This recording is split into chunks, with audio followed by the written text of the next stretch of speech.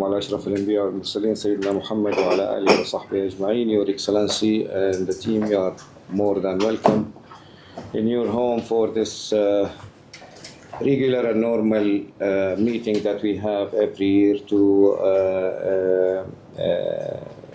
make sure that all arrangements and necessary actions being taken, and to discuss whatever we have from your point of view, our point of view, to reach to common ground to serve Kenyan pilgrims this year.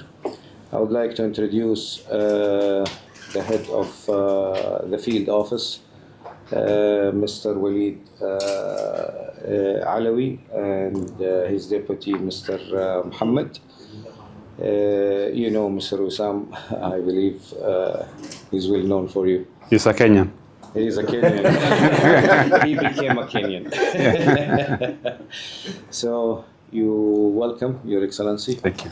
And I will leave the floor to you so you can start. Yeah, thank you. Bismillah, alhamdulillah, salatu salam ala Rasulullah. Your Excellency, first is to thank you for giving us this opportunity just to do a little bit of reflection on what happened, for example, last year and where we are, and also where we expect to be, inshallah ta'ala, during the actual celebration. Because Hajj, I've normally used, I repeat this many times, that Hajj is a very unique experience. It's an event of not more than 5 days, but it requires you to plan for 360 days. So 360 days planning for 5 days within that period. Because what we expect is that you expect or you intend to make everyone or every experience to matter. So the people are coming in with different experiences, with different expectations. Wa alaikum salam wa rahmatullahi wa barakatuh. Excellency, how are you? Alhamdulillah. Long time. Long time no see. Welcome back. Thank you. Happy to see you. Wa alaikum salam. How are you? Good, alhamdulillah. Salam. Alhamdulillah. Salam. Me too.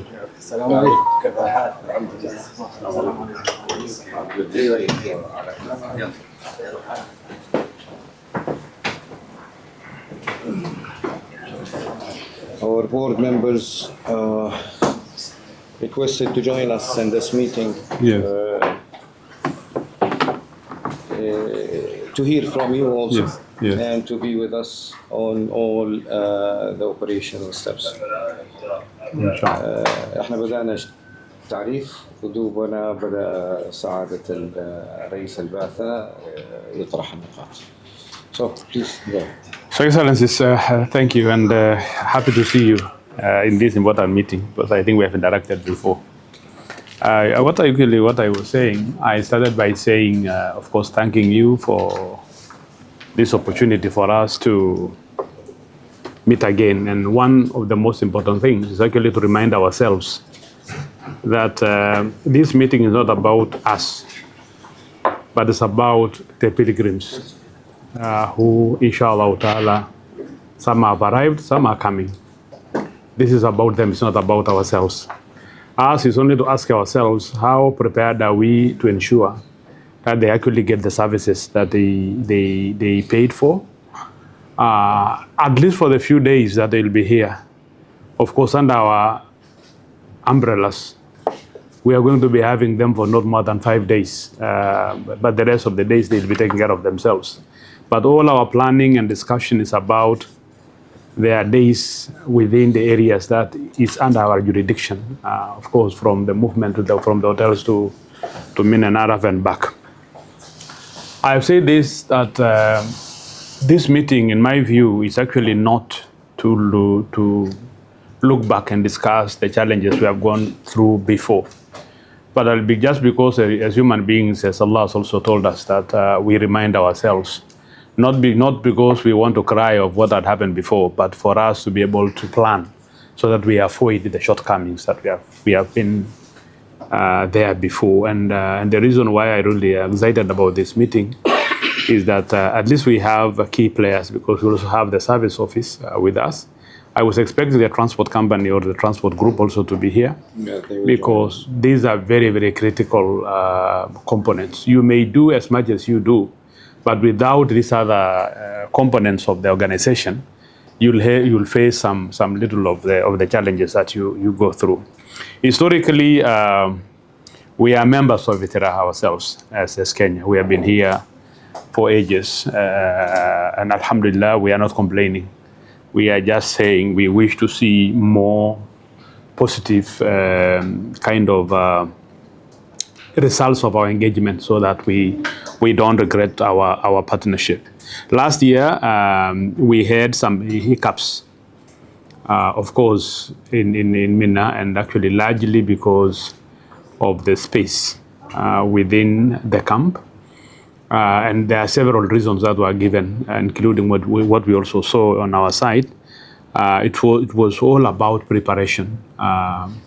We did not prepare properly in terms of, especially in taking over the camp. We did not organize ourselves and to ensure that we account properly on the handing over of the camp, so that we are sure that this camp is adequate for the pilgrims that we expect to be. Only we found ourselves that we were not able to accommodate all of them. And we have to do emergency interventions to create other spaces and kind of stuff, which of course becomes very tricky, because you have pilgrims who will not have a place of accommodation until tomorrow when they return from Arafah, for them to come and get a place of accommodation, which was not a very good experience. So this year, those are some of the things we are carrying with us, and there are things that we really want to leave under our table, so that we can actually be able to look forward. We are also excited because we saw the conditions that were given by the ministry in an attempt to address those challenges. One of them was the deliberate decision to pay extra space of about 4% of the total population of the pilgrims. This is, to me, is a very creative way to take care of any emergency, but it is also tricky because you will pay that space through, you don't know who is going to pay, because when you are paying it, for missions, we actually pay for the pilgrims. So if you are told to pay for extra for unknown, a faceless pilgrim, you don't know where to get the money. And again, I want to take this opportunity to thank your company, because they chipped in and actually they paid for the space.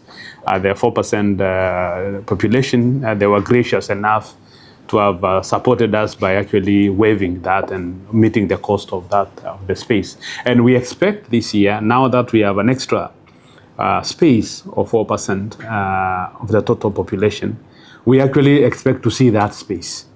So it should not be only a space that has been paid for, a space that is documented, but a space that you cannot see.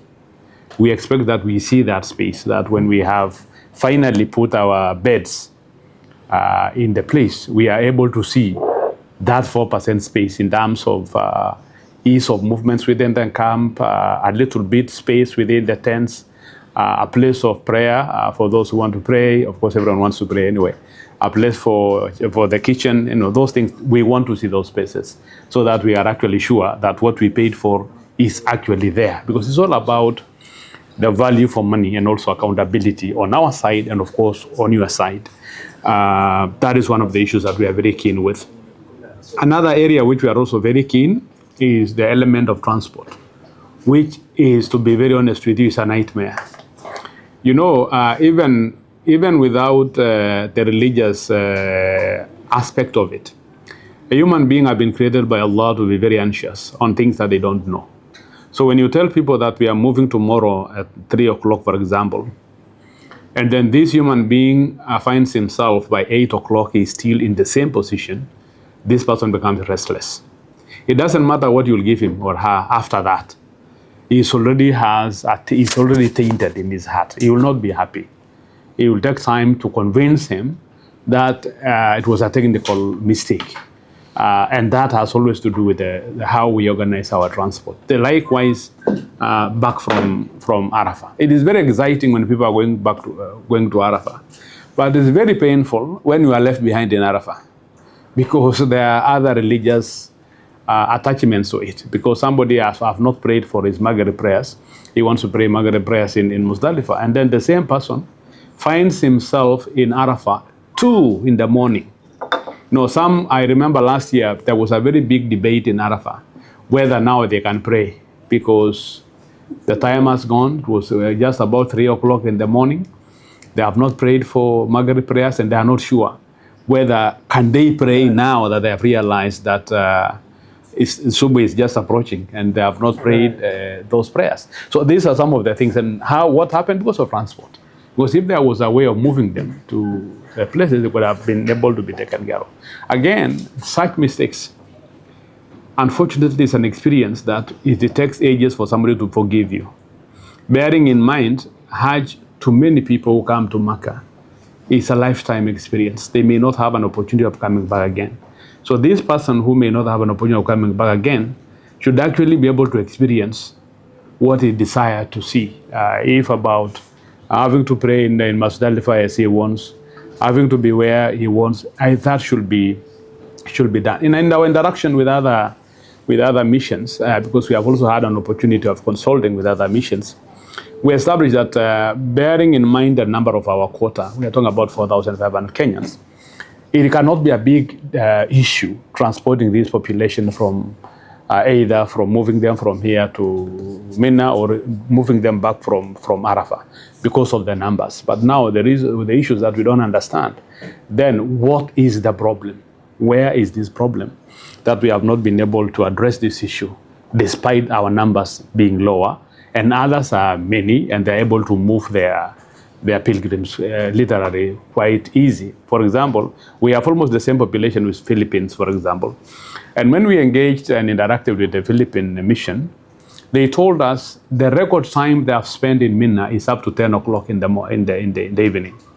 Normally, they clear their pilgrims latest by 9 in the evening.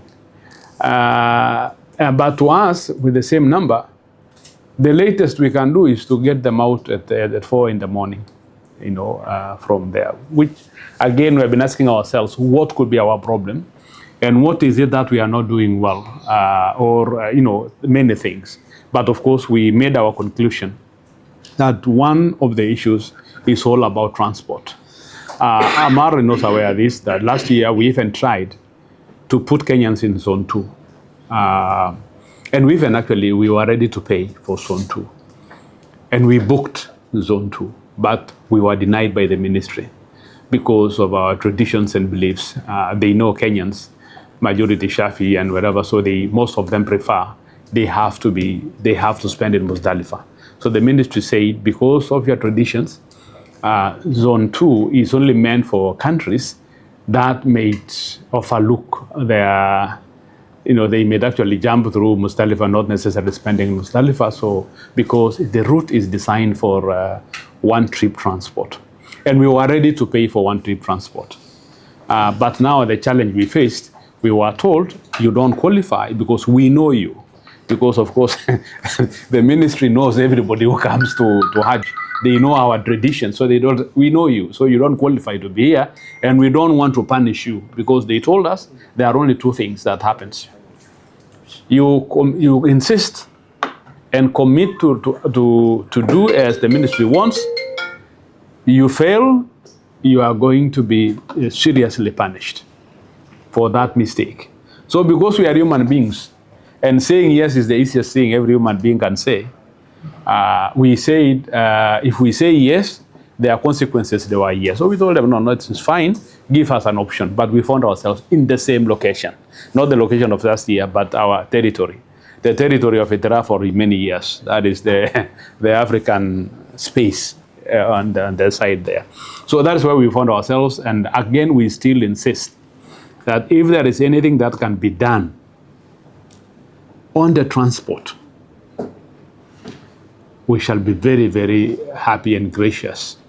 And lots of prayers and du'as from Kenyans, because this is one of the things that have made our Hajj experience to be quite difficult in our country. So this is one of the things that we are very keen to see through your experiences. How do we heal? How do we address this particular problem? The last issue also which I wanted to mention is about coordination. Because either we like it or not, because we are seated in this table, we have no choice but to work together. There is no two way about it. Because our roles are complementary. We can't step back as the mission and say, now it is ITRA's role. ITRA will have its own limitations, doing things that Kenyan mission can do. Just like us, if we try to become ITRA, there are limitations that we cannot do, or if we want to become the office, there are things that we cannot do, which the only office can do. But what we are looking at is a very, very close collaboration between these institutions. Because if we're having close collaboration, it is very easy to identify the gaps.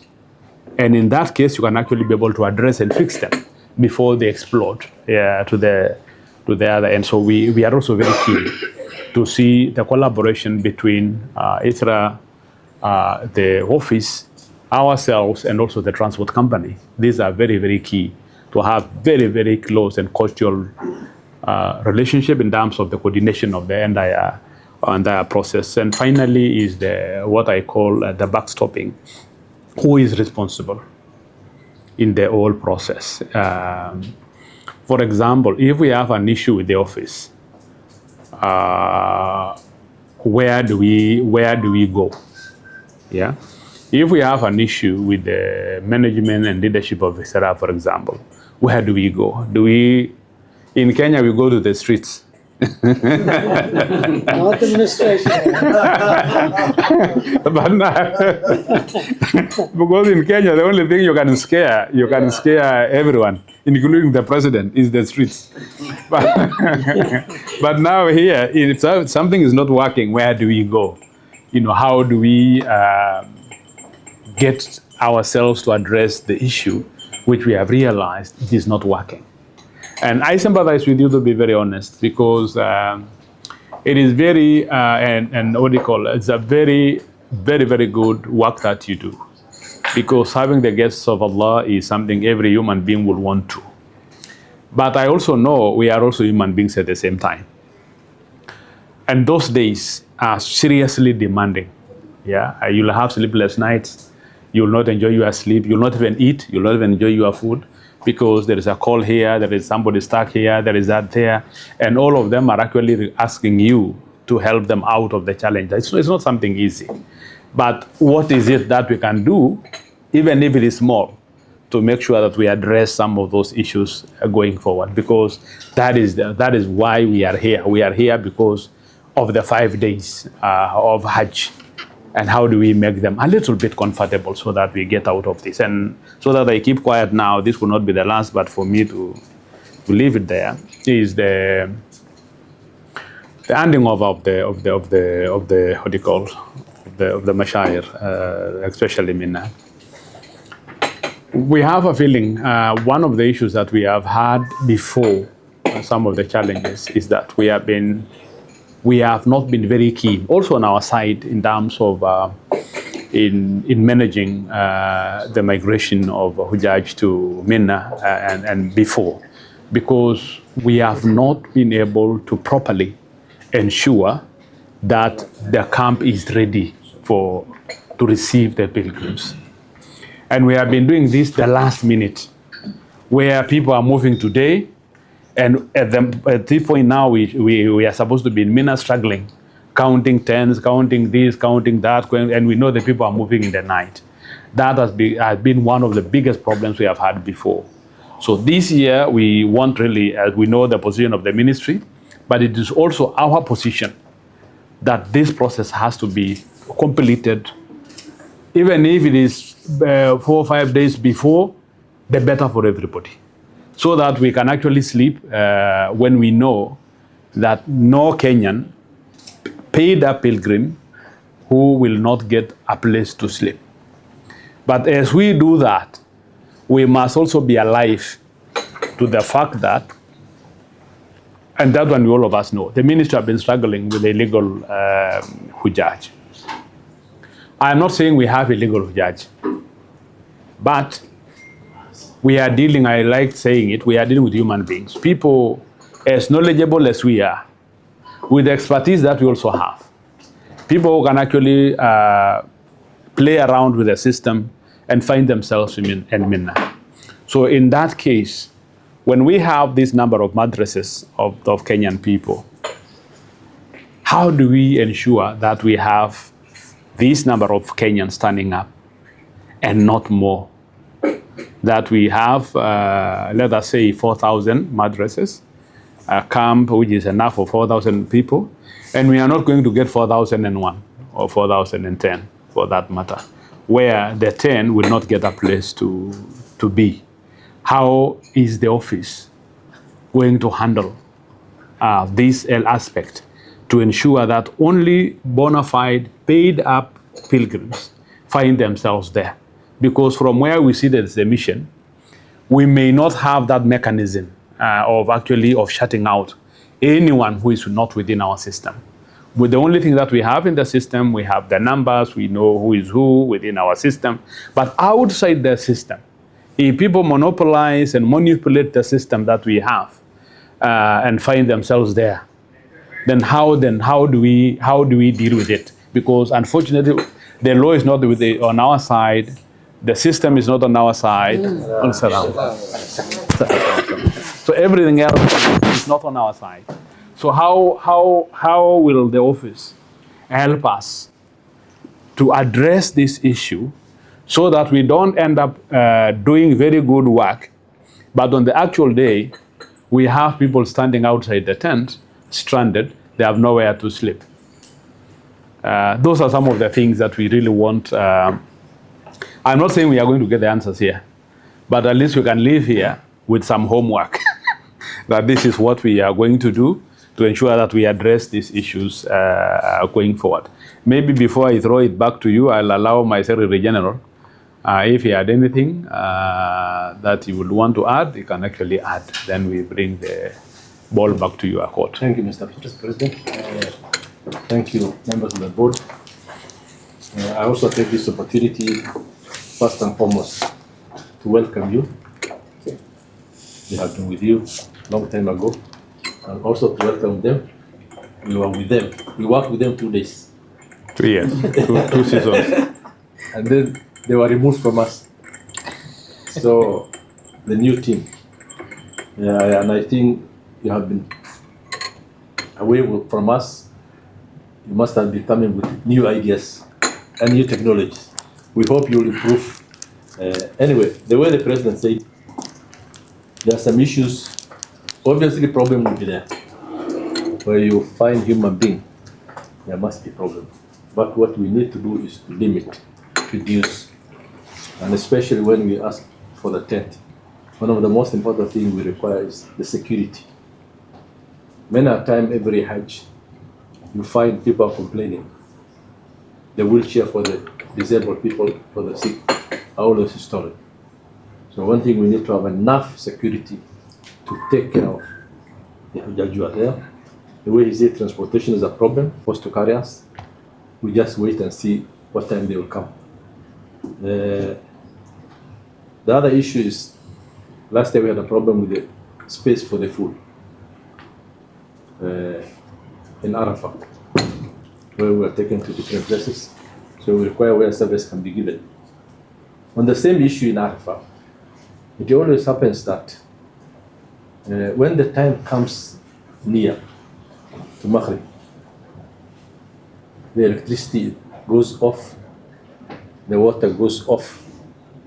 There's a manipulation which is being done, I think, by maybe the junior workers who switch off the electricity. So people come out of the tent. They now come where the buses are supposed to pick people. When you tell people to go back, there's no electricity. There's no air condition. So I think we also need to be very keen on those issues. The other issue is the issue of nusukh. We expected by this time that all the Hujjaj, when they come to this country, their nusukh is ready. But we find there's always lateness. We also want something needed to be addressed. Then finally, is communication. Communication is very important. from both sides. The moment you communicate and you talk, a lot of problems will be reduced. But when there's no communication, it creates tension. Problem arises. Some of these problems can be solved. If you ask me, if I ask you, you'll give me an idea. So what we need to do is to work as a team from one direction. It's not an issue of Israel, it's not an issue of Kenya. We are serving the guest of Allah so that they benefit. They are paid for it. If we join hands together, work together, and maybe what I would request if Israel can do it is for us to have a proper communication and get in touch with each and every person. I think you normally use your radios. If you can also support us with that, so that I don't need to call this, sometimes there's no network. So that whatever information is going, we have our own channel between you and us. We support us with that so that we directly communicate. That will also reduce, rather than you call somebody, maybe the battery has gone off, you cannot reach him, so you become angry. Why is this person not picking my phone? We reduce all those things. So I think those are the issues maybe I would add. Thank you very much. I wrote down all the comments, and we have some of the clarity or the clarifications on some of the points. With regard to the spaces, as you may know, that we received the spaces and the locations from the ministry. We started our preparation, and we are on the last stage now of counting the exact number of either mattresses or sofa beds actually this year, and to make sure that the spaces are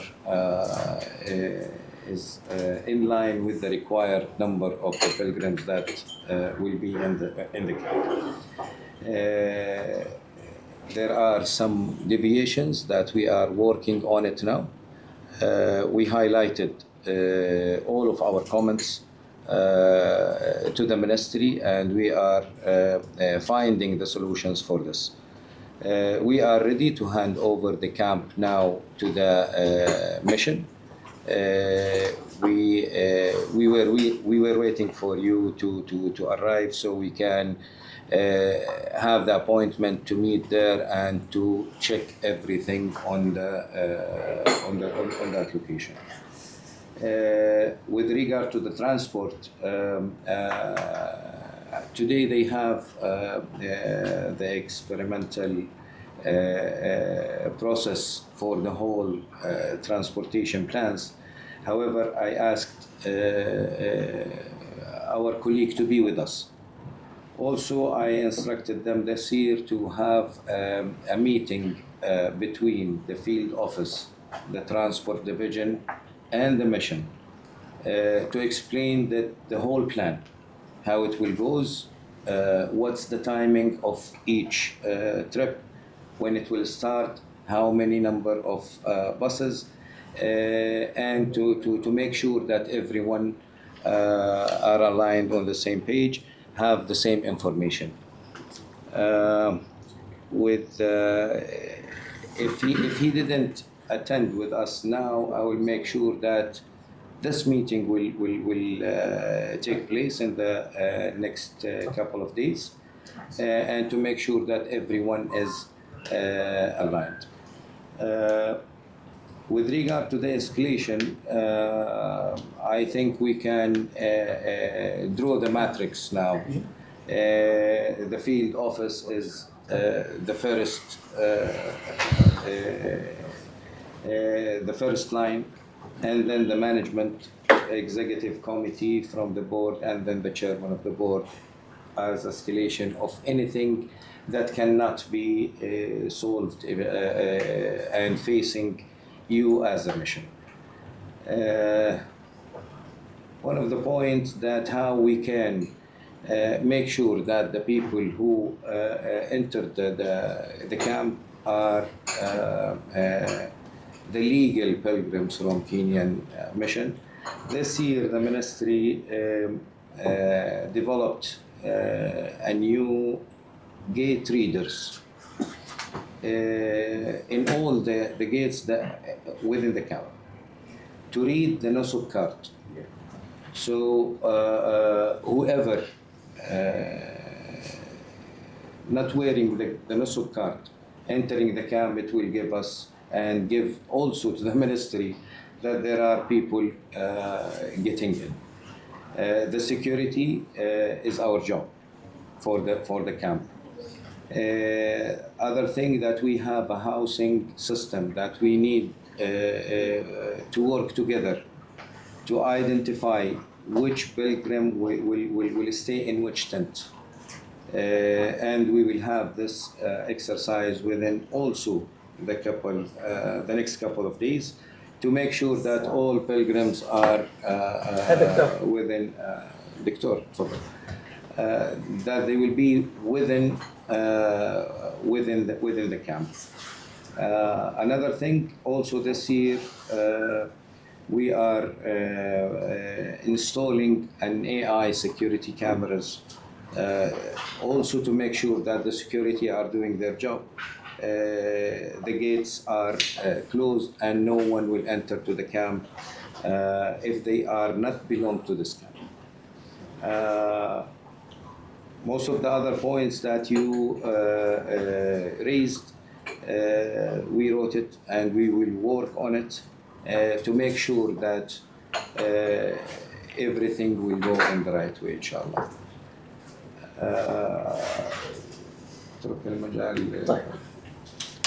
First of all, I would like to welcome you again. Thank you. And pray to God, may Allah inshallah accept your Hajj. Amen. And make this Hajj inshallah easy and comfort for all the pilgrims. Amen. I'm very sorry to hear that you have facing challenges in the last year, and you have a courtesy that you think that you might face problems this year as well. So, as Mr. Ammar has mentioned, according to what I had registered here,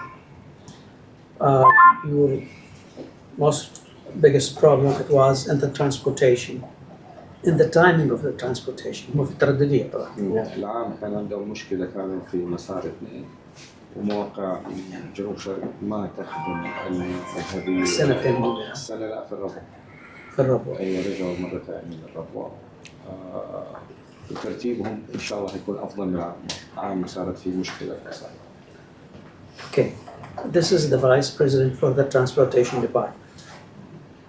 Okay, and we brought him from Arafat to attend this meeting and to listen to your claims. Okay, what we will do, we'll give you all the phone number and the contact number for the people in charge. We have a call center, which we're going to provide you also the common number for that. Unfortunately, the walkie-talkie is limited for security reason. We cannot distribute that to you all. It will be our pleasure to have that.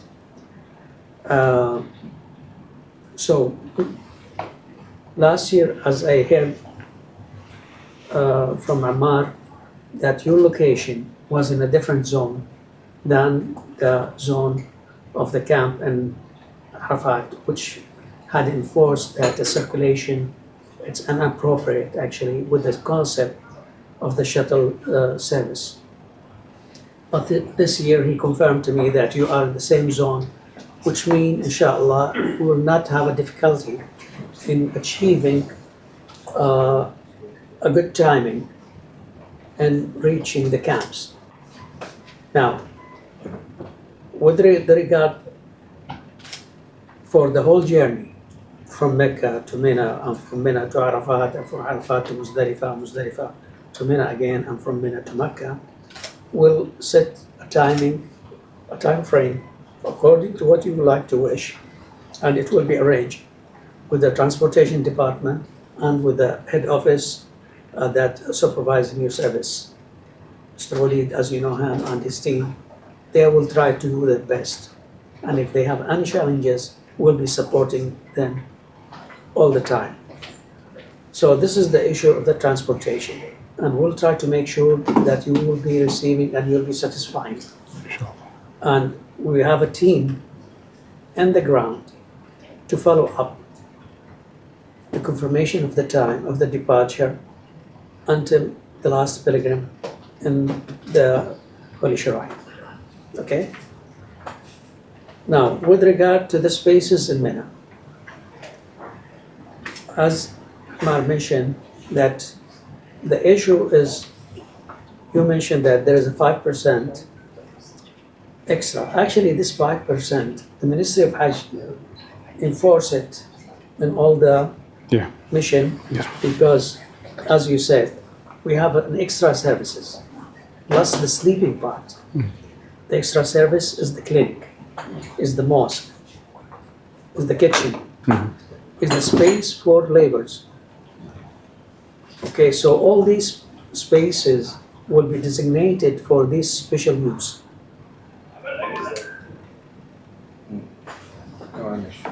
صوت لو سمحتوا. So we cannot يعني omit that. We have to comply to that and to have to designate these spaces for them, okay? Definitely, you'll be having the full number.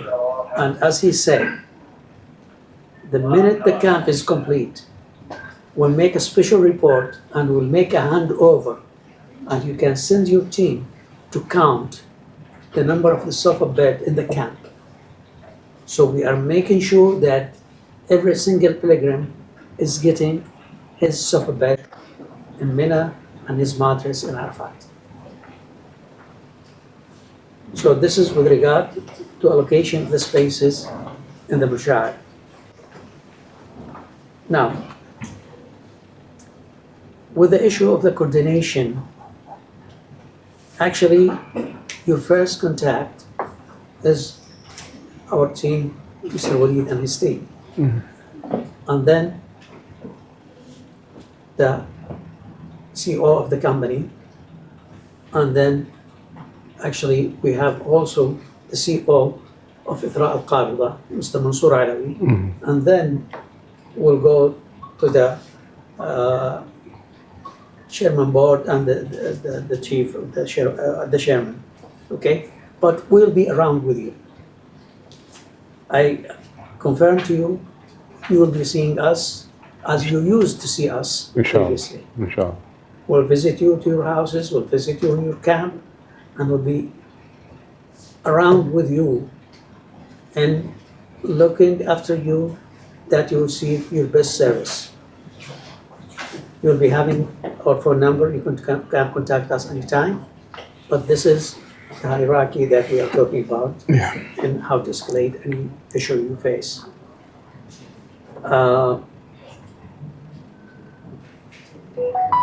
So, you mentioned we are talking about 5 days. No, sir. We are talking about the full period of your stay in Mecca and Mashar. We're going to take care of you, of the pilgrim, and if there is any service missed by any kind, we are responsible to provide you that service. This is our job, this is our mission, and this is what we're being requested to do. So, this is what we promised today. We'll provide you with that. You should be visiting the site of the camp. They will be arranging that to see all the preparation, make sure that everything is ready, and we trust that everything, inshallah, will be available.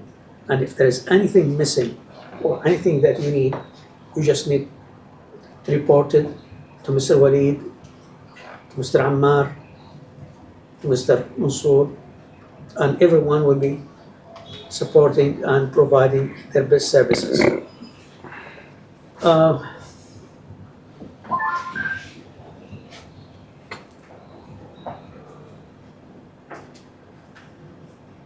There is no Hajj without problems.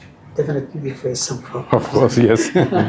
But we'd like you to be patient, and we promise you that we'll handle any issue together.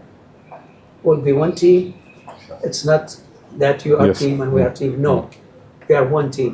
We'll be working together to help and support and provide the service for the pilgrim at any time, anywhere, inshallah. Okay? Inshallah. With the security issue, he confirmed that there will be a security at each gate. As he mentioned, there is an intelligent reader for all the nusuk card, and it will be alerting if there is anyone actually entering the shrine without permission. He will be deported directly, and he will be eliminated into Saudi Arabia for 5 years, plus the financial fine. And this has been, if you seen how strict is the entry point to the city of Mecca. In a couple of days, also it will be extremely strict to enter Holy Shrine at any time, unless you have your own pass. Securing the wheelchair definitely will take care of that, and they will be providing an extra wheelchair. So if there is any missing thing, definitely Walid and his team, they will be happy to serve you and to provide you with the services that you need. Arrangement of the provision of the food in Arafat and in Mina, it's also, it will be coordinated with Mr. Walid and his team, and they will be negotiating that with you in detail to do the best arrangement that you would like to receive. Will be available for you to mitigate any problem you will face in the field. And we promise you, as Iqra al-Qabida and Iqra al-Jud, to give you the best service that we can, and will be very keen to understand. If you have any issue, please don't hesitate to contact us. We are here to serve you and to serve the pilgrim, and we pray to God, may Allah inshallah accept all of us. Amen, inshallah. Thank you. But I was told, of course, the office is here, is that I understand we only have one toilet block. 30 toilets in one line, for each line. That means you have 60, 30 for men and 30 for women. Okay. But one block. One block in Mina, to be honest. Mm-hmm. Well, this issue, unfortunately, we cannot help it. There is in the road, there are also some extra, but we know this issue, yani, we report it to Kidana. What I like you to do is actually, we'll be monitoring and recording all the difficulty you will be facing, and we wish to write a report after Hajj by all the result, the good things and any difficulty we had faced, so we can rectify it together. And the issue of toilet, I think this is one of the issues that it needs to be raised from your side to the Ministry of Hajj, because they are the people who are responsible for this issue. You cannot add any single toilet in the camp, unfortunately. ممنوعة. ممنوعة. أنت تعرف إيش المشكلة؟ هي مشكلة الصرف. We are providing all the service inside. If you need to transfer any patient, we have a small ambulance, which is, they are not in the camp area, but they are in a close proximity. They can enter quickly and get to transport the patient. So it was not necessary for us to pay the ambulance? Although, well, you need it for the people inside Mecca. Oh, okay. But not in Mashire. Not in Mashire. And we were thinking that we need it in Mashire more than the people in Makkah. Although that is our thinking, because we believe that the people of Makkah, they can do other, they can, but we were worried about the people in Mashire.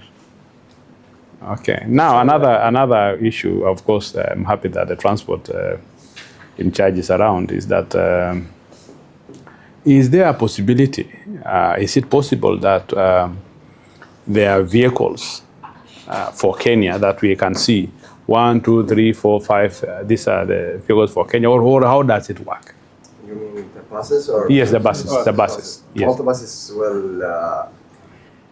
will be in the storage of the buses. I can't leave all the Burkina or the Kenya buses. هو بيشوف باصات بس يعني في باصات.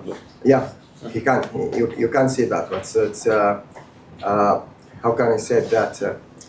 All the buses together. Yes. Once we give the permission for 20 buses for Kenya, we have to we have to bring how many stickers on the buses by your office number.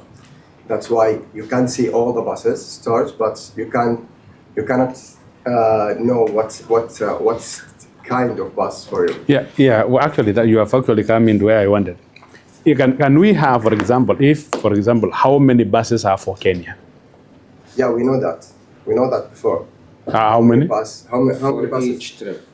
For each trip, It's yeah. vary for each trip. We have جوة 27 المشاعر. 27 from Makkah to Makkah. the first journey. First trip مكة منى 27. 27. You see, what you can do is this. We can allocate the 27 bus, and we can ask you to allocate one member of the mission Yes. to travel with the buses, because these around 27 bus, they will perform 3 trips Yes. between Mecca and Mina. In Mina. Okay? So you can put a guide Yes. from the mission. We have our guide, the Saudi one. But you can put a guide who can receive the people inside the car and Engineer organize. Muhammad, I was lucky to be at the first meeting with Dr. Cynthia in Jeddah. And they addressed the issue from Kenya is from Arafat to Mina. Right? Yes. Yes, this is the Arafat to Muzdalifah. Arafat to Muzdalifah. Arafat This is the main trip Yes. they asked. no problem in that even. يعني شوف. Also, it can be arranged. But the number كم عدد الحفلات حتكون في من الحفلة الترددية؟ تختلف في الموضوع. 9 ولا 8؟ 9 ردود السنة هذه. 9 ردود السنة. بنعرف لا عفوا 6 ردود بنعرف. For instance, if we talk from Mecca to Mina, each single bus will make 3 trips. From Mina to Arafat, each single bus will make 5 trips. From Arafat to Muzdalifah, each single bus will make 7 trips. From Arafat to Muzdalifah. Within 6 hours. بالضبط. 7 trips per vehicle. Yes, because the distance is only around 6. Each carrying 20 50 minutes. or 60 people. كم عدد السيارات؟ 49. And 50 people, 49.